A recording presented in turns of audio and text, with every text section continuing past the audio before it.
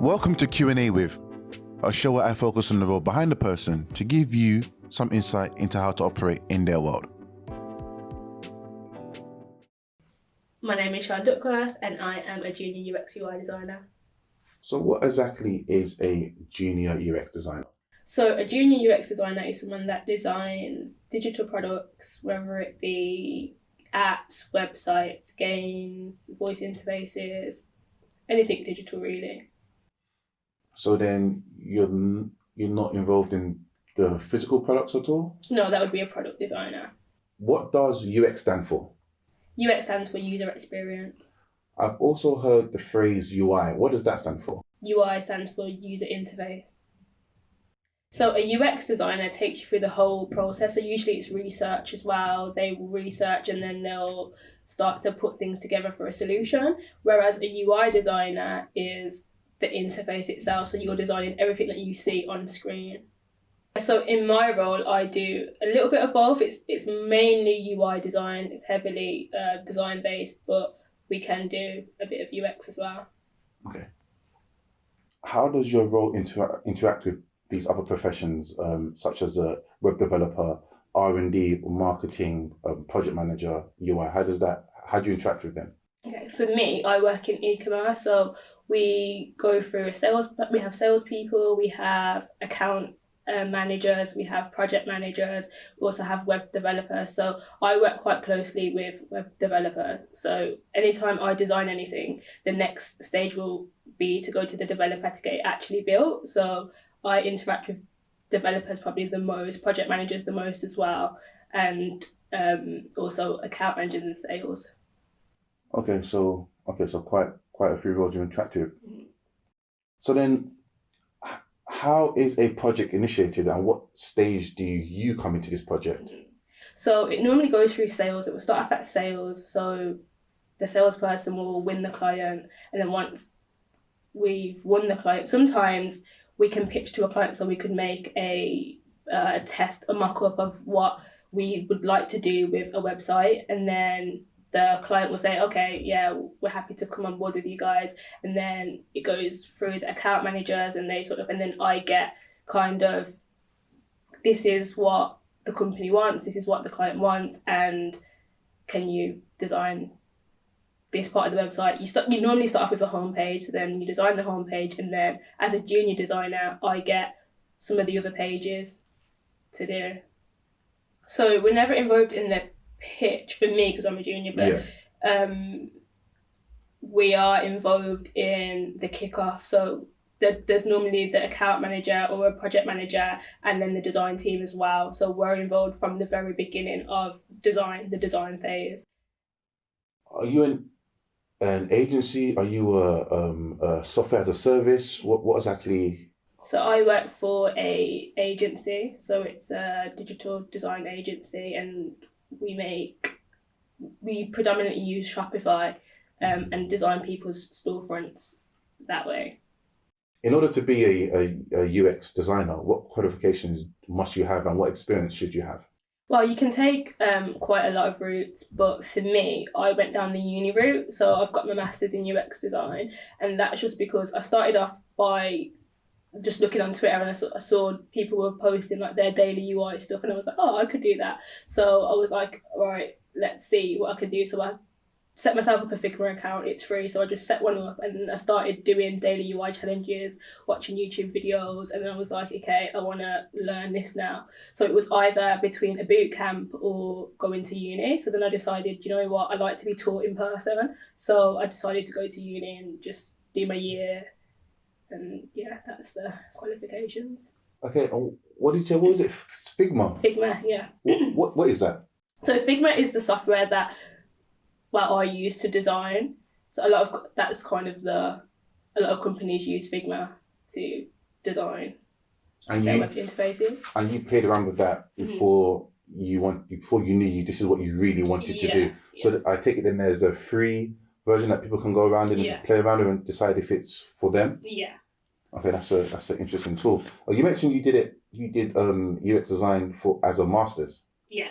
So what was the bachelor's before that? So my bachelor's was 2 years before I did media and communication. Okay. Mm-hmm. So then was that connected to the master? Was that a shift in what you wanted to do? It was a shift in what I wanted to do. So originally I wanted to do marketing.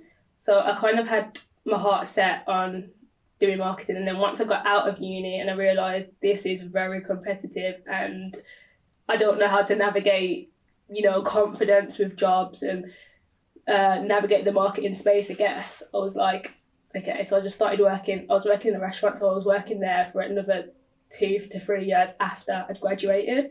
And then I was like, right, I need to do something else. Like, I'm not happy here. I need to upskill, basically. And then that's when I found UX, and that's when I went into it.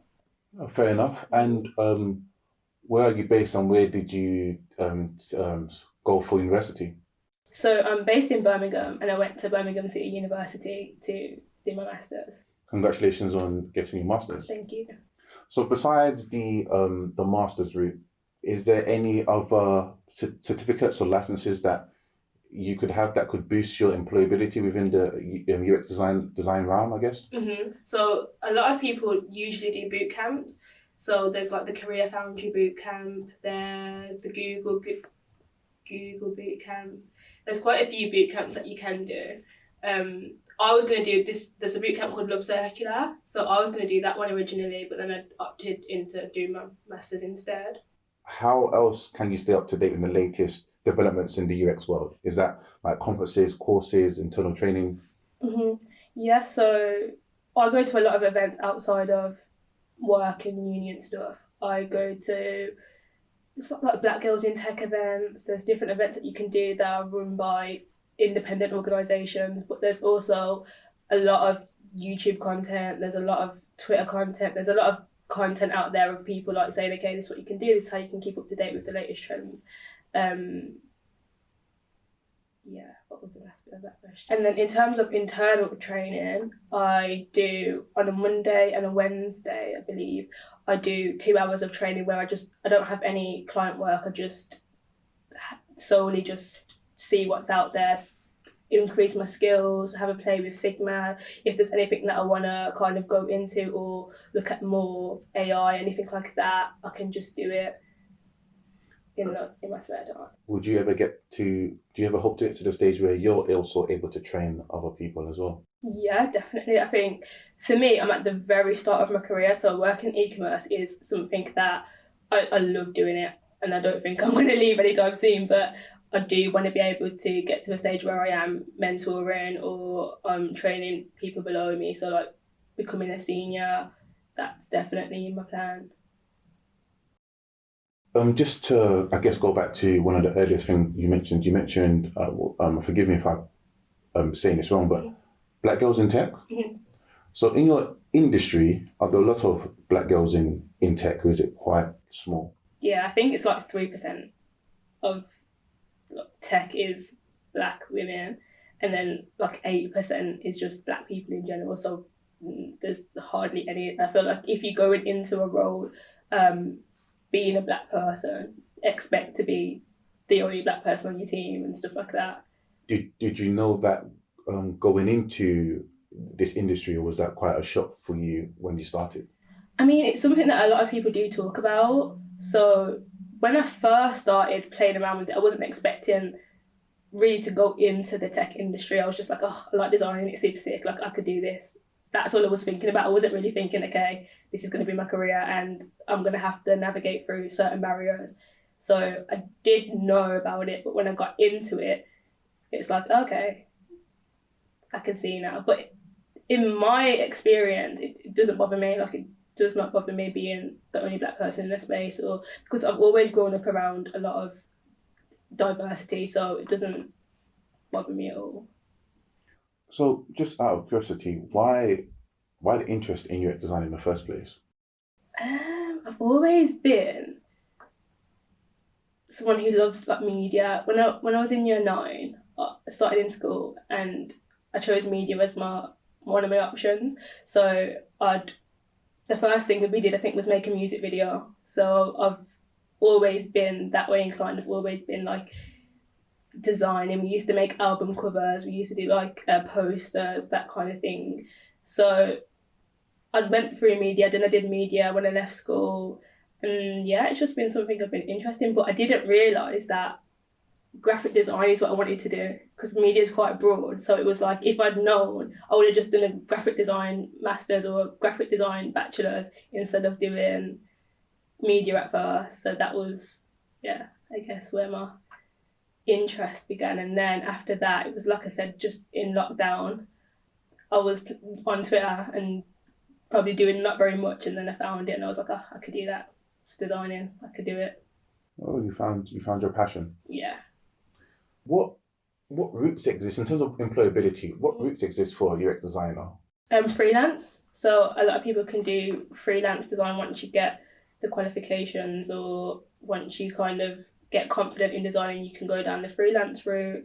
You can, like you said, work for a company itself in the internal systems. There's a lot of ways you can do it. Most companies now are hiring UX designers. So anything that you want to do, or any avenue you want to take, I'm sure that UX designers will be in high demand. So then why did you go down the UX route? I mean, sorry, why did you go down the agency route? So I think, like a lot of people, when you come out of uni, it's like, I'll take anything. So I'm like, I didn't know exactly what I wanted to do. So then I knew that I wanted to work on a lot of different projects. I knew that I didn't just want to work on one thing. So for me, falling into e-commerce, falling into the agency vibe, I really enjoyed it because I work on different things every day. Like most days I work on different things. It's not boring. I feel like working on an internal system would kind of be like, oh, okay, I'm just working internal. But yeah, so working in an agency for me is fun. I guess because you get to be involved with different clients and their different Exactly. needs and everything. Yeah. Yeah, that does make sense.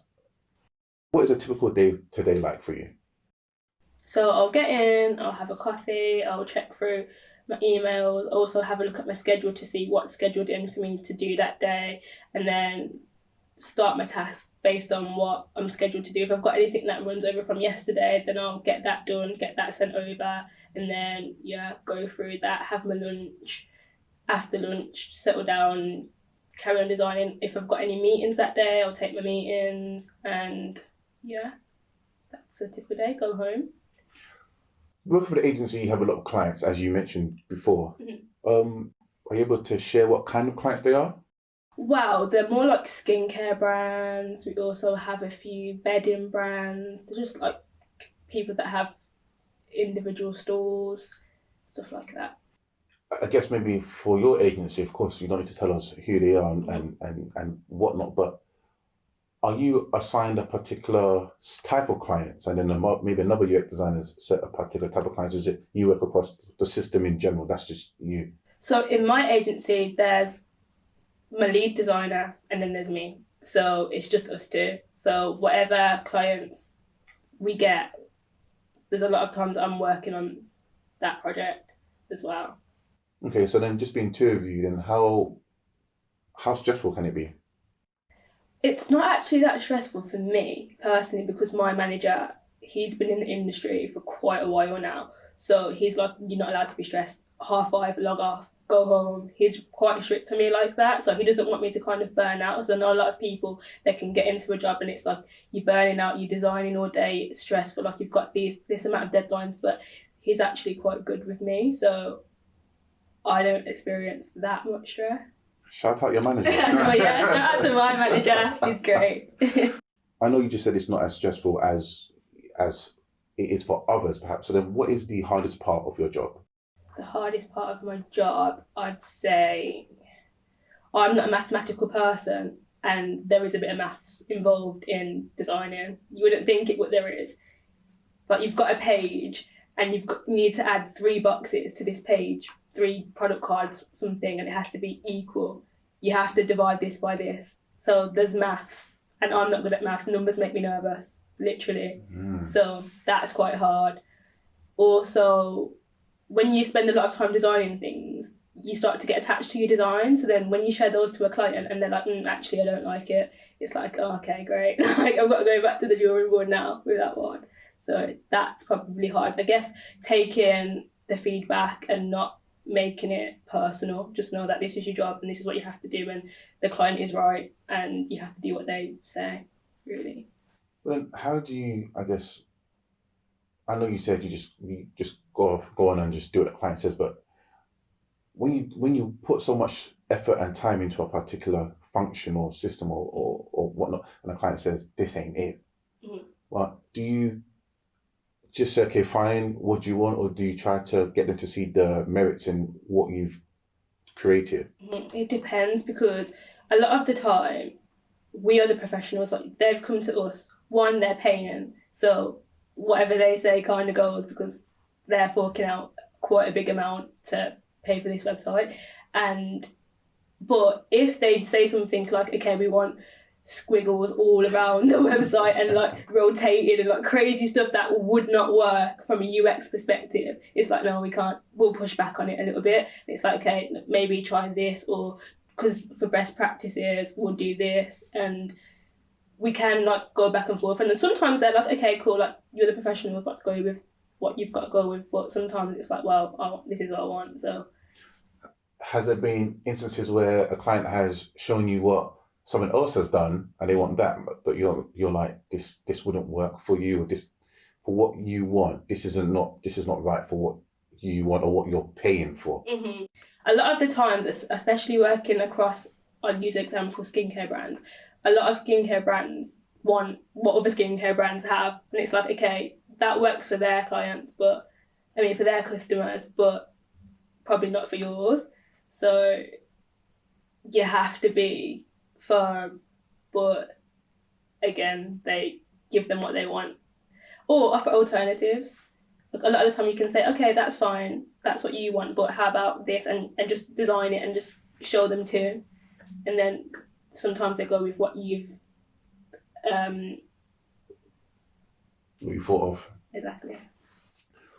Being based in Brum, it doesn't necessarily mean that your clients are all from Brum. You have clients from all over. Yeah, so we have quite a vast range of clients. So some are based in Europe, some are based in America, some are based more locally, London. Yeah, so it depends. They can be based all over, really. And are predominantly most of them from the UK. Most of them, yeah. So just going back to the actual the work you do in itself. Mhm. What I know you mentioned Figma. Mm-hmm. What other tools do you use? Mainly just Figma. We use Asana to communicate with each other, and we also use Slack as well. So that those are the three main things that we use. But Figma is the main thing that I use to design. I know we talked about how you may respond if a client um, isn't totally on board with an initial concept or idea. But has there ever been projects that has been totally scrapped because a client wasn't happy, or projects been initiated but it just didn't work the way the client would want it to work, and it was sort of cancelled or stopped? Not necessarily cancelled, but a lot of the times, if you're not getting what the client wants, because working for an agency, we're not experts in what the client's selling. So sometimes it can be hard to, because we're designers, we're not gonna understand a product 100%. So we'll have to reiterate, they might have to show us all their products, they might have to like jump on a call and talk us through their systems and how things that we can better the design through. So yeah, it's a back and forth. Without giving away your salary, what is the average salary range for a junior UX designer? So it can be anything from 20 to 30, I'd say that's about right. 20 to 30k for a junior. And what are the? I know you've kind of technically answered this question anyway, but what would you say are the pros and cons of being a UX designer, or junior UX designer, I should say? I'd say seeing something that you've created being live, going live, and loads of people across the world, I guess, using what you've designed. I think that satisfaction is great. I love that personally. You get to be creative. You get to do a lot of things for me in agency. I get to work on a lot of different projects, cool brands that I get to work with. And I'd say the cons are you sitting behind a screen all day, every day, trying to be creative again. So that for me is the main con of it. But if you like to just sit on behind a screen, then it's great. But for me, sometimes I'm like, okay, I'm sitting behind a screen and I'm designing. It's a bit tiring. I'm lacking inspiration, stuff like that. So that would be the main con for me.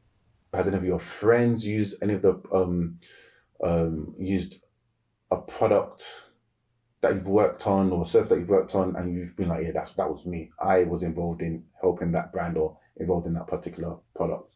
Not yet, but there's something that I am working on. It's a cool brand that when that goes live, I'm gonna be like, it's me. I'm gonna put it everywhere. I'm gonna be like, a lot of my friends would use that brand, or would buy from that brand. So I'm excited for that to go live. So with these projects that you're working on, you're basically not allowed to say anything. Do they make you sign like NDAs, or is it in the contract that look just by default you're not supposed to say you're not supposed to say anything anyway? Yeah, so in the contract it's like you don't say anything, and as a agency we sign NDAs. That's fair. So then, what attributes would you say you need to be a junior UX designer? I think it's more like be a sponge. Like you need to learn from whether it's your senior, your lead, whoever it is. You need to learn. Like the point of being a junior is that you're learning. So the moment you stop learning, then you shouldn't be there, or you need to ask like, I'm not learning anything right now. I'm not learning anything new. I'm not doing anything new. So I think being a sponge and just soaking everything in is one of the main things that I would say you need to have.